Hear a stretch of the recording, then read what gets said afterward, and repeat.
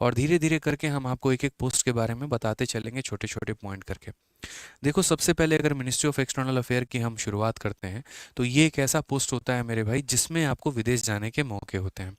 और SSC CGL की एकमात्र ऐसी पोस्ट है यहाँ पे जिससे आपको विदेश के रास्ते खुलते हैं, जिससे आप अलग अलग कंट्री में जा सकते हो। जैसे मानो आप जर्मनी में जाना चाहते हो, आप लंदन में जाना चाहते हो, ज्यूरिक में जाना चाहते हो, स्विट्ज़रलैंड में जाना चाहते हो, वेटिकन सिटी, और मेरे भाई कई सारे कंट्रीज़ हो गए जहां आप जाना चाहते हैं, तो आप यहाँ पर जा सकते हैं। टॉप क्लास कंट्री रशिया हो गया आपका, जापान हो गया, ये सारे कंट्रीज़ हो गए।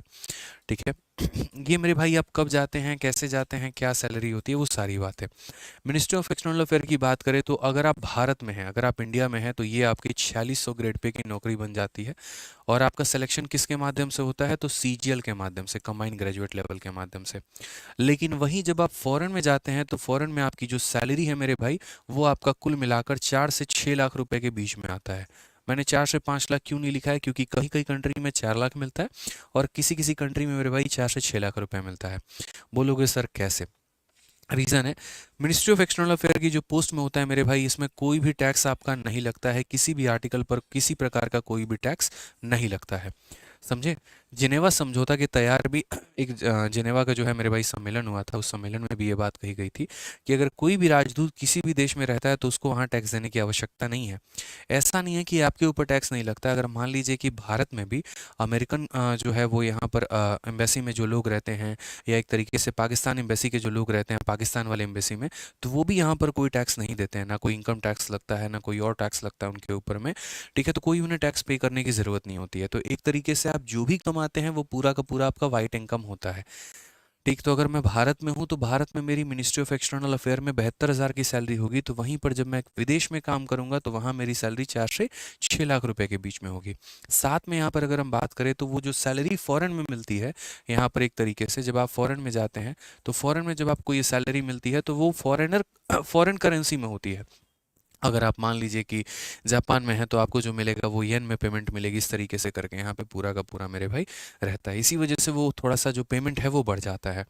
दूसरा, अगर हम एमईए की बात करें तो ये एक ऐसा पोस्ट है जहाँ पर आपको कम से कम आपके 2 बच्चे हैं, 2 बच्चों को मेरे भाई आप 12वीं क्लास तक, यहाँ पर आप मेरे भाई 12th क्लास तक आप प्रॉपर मेरे भाई फ्री में पढ़ा सकते हैं। और फ्री में क्या पढ़ा सकते हैं, तो इसका जो पूरा का पूरा जो खर्चा है वो सरकार उठाती है। फ्री एजुकेशन आपको मिलता है। आप चाहो तो मेरे भाई इंडिया में पढ़ा सकते हो और आप चाहो तो यहाँ विदेश में पढ़ा सकते हो। पूरा जो खर्चा है वो सरकार उठाएगी। इसी वजह से, जिससे मेरी बात हो रही थी तो उन्होंने कहा भी कि जो हमारे सेक्शन ऑफिसर हैं, क्योंकि आप लोग जो ज्वाइन करते हो एमईए में, तो मिनिस्ट्री ऑफ एक्सटर्नल अफेयर में आप एएसओ पोस्ट पे ज्वाइन करते हो, लेकिन बाद में आपका प्रमोशन होकर सेक्शन ऑफिसर बन जाते हैं। तो उन्होंने कहा कि हमारे जो सेक्शन ऑफिसर हैं उनकी बेटी खुद लंदन से पढ़ाई कर रही हैं, और इसी वजह से बहुत सारे जितने भी लगभग एमईए वाले लोग होते हैं तो वो अपने बच्चों को विदेश में ही पढ़ाते हैं। भैया, जब फ्री में ही पढ़ाना है तो फिर इंडिया में क्यों पढ़ाएं, फिर फॉरेन में क्यों ना पढ़ाएं? तो उनके मन में ये इच्छा रहती है। तो कम से कम अगर आपके 3 बच्चे हैं तो सरकार 2 का खर्चा देगी, 1 का खर्चा आपको खुद उठाना होगा। 2 बच्चों को 12वीं क्लास तक फ्री में आप पढ़ा सकते हैं। आप जिस भी कंट्री में हैं उस कंट्री के टॉप स्कूल में, उसका पूरा खर्चा जो है वो सरकार उठाती है। इसके अलावा अगर मान लीजिए आपको पूरा का पूरा मेरे भाई हेल्थ का फ्री बेनिफिट मिलता है, आप यहाँ पर एक तरीके से फ्री हेल्थ ट्रीटमेंट या फ्री ट्रीटमेंट करवा सकते हैं पूरी फैमिली का अपना, आप जहाँ पर भी रहते हैं। अगर आप इंडिया में हैं तो इंडिया में करवाइए, और अगर आप फॉरेन में रहते हैं तो आप फॉरेन में करवाइए। इसका भी जो पूरा का पूरा खर्चा है वो सरकार उठाती है। इसके अलावा जो सबसे मज़े की बात आई वो मेरे भाई एक और बात जानने को मिली, वो यहाँ पर ये थी कि जैसे आपके लिए जनरली अगर मान लीजिए कि भारत में आप आईआईटी में या एनआईटी में एडमिशन चाहते हैं तो आपको एआई ट्रिपल ई का मतलब पूरा जो कंपटीशन का एग्ज़ाम है वो देना पड़ता है और उसमें अच्छा रैंक लाना पड़ता है, तो मेरे भाई सिलेक्शन होता है। लेकिन अगर आप एमईए में हैं तो आपके बच्चों का मेरे भाई एनआईटी कॉलेजेस में, बड़े ध्यान से समझिएगा, एनआईटी कॉलेजेस में एडमिशन हो सकता है। कंडीशन ये होगा कि 12th में 50% मार्क्स हो और एआई ट्रिपल ई का पेपर उन्होंने दिया हुआ हो। उन्होंने पास किया है कि फेल किया है वो बात की बात है, पेपर उन्होंने दिया हुआ हो ये बहुत इंपॉर्टेंट होता है, क्योंकि फ्री रिकमेंडेशंस उनको मिलता है। ठीक है। फ्री रिकमेंडेशंस उनको मिलता है, इस बात को ध्यान रखो। ठीक है, एक रिकमेंडेशन लेटर होता है, अगर वो लिख दिया जाएगा तो एनआईटी कॉलेजेस में मिलते हैं। बट मेरे भाई आप बोलोगे अरे यार एनआईटी में एडमिशन मिल गया तो बहुत अच्छी बात है, बट एक और बात बता दे तो एनआईटी में मेरे भाई एडमिशन जो है वो मिल तो जाता है बट लोग लेते नहीं हैं। रीज़न यहाँ पे, क्योंकि जो बच्चे मेरे भाई जैसे मानो बचपन से पढ़ रहा है वो लंदन में, तो फिर वो इंडिया में एनआईटी में क्यों आएगा? फिर वहीं के वो यूनिवर्सिटीज़ में, हार्वर्ड होकर बाकी यूनिवर्सिटीज़ होकर वहाँ से पढ़ाई कंटिन्यू करते हैं। ठीक है, थोड़ी और अच्छी और उच्च लेवल की शिक्षा जो है वो प्राप्त करते जाते हैं, बहुत कम लोग ऐसे होते हैं जो विदेश छोड़कर वापस से इंडिया में आते हैं। ठीक है। इसके अलावा अगर हम आपको बेनिफिट बताएं तो मान लीजिए कि आपका यहाँ पर जॉब लग जाता है और आपके स्पाउस यानी आपकी जो मैडम है, महिला मित्र हैं जिनसे आपकी शादी हो रखी है, अगर वो भारत में किसी भी सरकारी मंत्रालय में है, किसी भी सरकारी मंत्रालय में है, ठीक है, तो यहाँ पर उनको 6 महीने की लीव ग्रांट कर दी जाती है।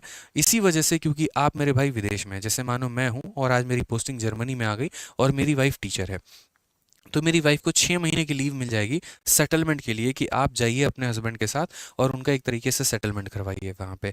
तो एक ट्रांसफ़र में, मतलब एक पोस्टिंग में मेरे भाई 6 महीने की छुट्टी होती है। मानो 3 साल तक मैं चाइना में रहा, अगले 3 साल तक मेरे भाई मैं जापान गया, तो चाइना के लिए मुझे 6 महीने की छुट्टी मिलेगी, जापान के लिए फिर मुझे 6 महीने की छुट्टी मिलेगी। ये एक अलग ही बेनिफिट होता है। ठीक है। इसके अलावा एक और चीज़ हम आपको बताएं, तो जो एमईए पोस्ट में जितने भी लोग होते हैं उनको मेरे भाई देखो, इंडिया में 3 तरह के पासपोर्ट होते हैं, मैंने पहले भी बताया है। एक हमारा वाइट कलर का होता है, एक मरून कलर का होता है और एक ब्लू कलर का होता है। जो ब्लू कलर का पासपोर्ट होता है दोस्त यहाँ पे, ठीक है, मैं आपको और भी बेनिफिट्स इसके बताता हूँ, क्योंकि ये चीज़ें होती हैं ना ज़िंदगी में मोटिवेट बहुत करती हैं यार आगे बढ़ने के लिए। ठीक है, तो मैं आपको थोड़ा सा पॉइंट आपको और बताऊं तो जो ब्लू कलर का जैसे हमारा पासपोर्ट होता है, तो ब्लू कलर का पासपोर्ट क्या रहता है कि नॉर्मली किसी भी सिटीज़न के लिए होता है। कोई भी इंडियन सिटीज़न जो है, मैं हूँ, आप हैं,